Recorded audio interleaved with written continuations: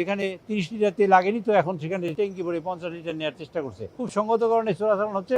চোরাচালান রোধের জন্য তিনি কঠোর ব্যবস্থা নেওয়ার জন্য হোম মিনিস্টারকে বলেছেন এবং তারপরে কঠোর ব্যবস্থা নেওয়া হবে। একই সময় যে অভিযান চালানো হবে যারা এরকম হোর্ডিং করছে বা যারা তেলের মজুদ করে রাখছে বা তেলের আর্টিফিশিয়াল ক্রাইসিস তৈরি করার চেষ্টা করছে, তাদের ব্যাপারে তেলের সাপ্লাই পর্যাপ্ত পরিমাণ আছে, কিন্তু ঘাটতি আর্টিফিশিয়ালি তৈরি হয়েছে কিছু মিডিয়ার কারণে। আমাদের নিজস্ব মধ্যে কিছু আলোচনা হয়েছে। প্রথমেই আমরা মূলত মাননীয় স্পিকার তার স্ত্রী তার সহধর্মিণীর মৃত্যুর কারণে আমরা শোক প্রকাশ করেছি এবং তার জন্য মোনাজাত করেছি। দ্বিতীয়ত হলো যে এই যে দেশের এখন মধ্যপ্রাচ্যে যে যুদ্ধের পরিস্থিতির কারণে সমগ্র পৃথিবীর ইকোনমি টালমাটাল, সমগ্র পৃথিবীতে তেলের দাম বেড়ে গেছে, অথচ আমরা বাংলাদেশে সেই তেলের দাম ঠিক রাখার জন্য আপ্রাণ চেষ্টা করছে সরকার এবং প্রায় 200 কোটি টাকা প্রতি মাসে ভর্তুকি দিয়ে সেই কাজটা করার চেষ্টা করছে সরকার। এই বিষয়টা সংসদ সদস্যদের অবহিত করা এবং এ ব্যাপারে সংসদ সদস্যের কাছে মাননীয় নেতা আমাদের বলেছেন যে সর্বত্রই আপনারা ভিজিলেন্ট হবেন, যাতে বাংলাদেশের মানুষ যেন এই বিষয়ে অত দৃষ্টি সম্পন্ন হয় এবং তারা যেন তেলের দাম কোথাও না বাড়ে এবং এই প্রয়োজনীয় পদক্ষেপ নিতে পারে সব জায়গায়।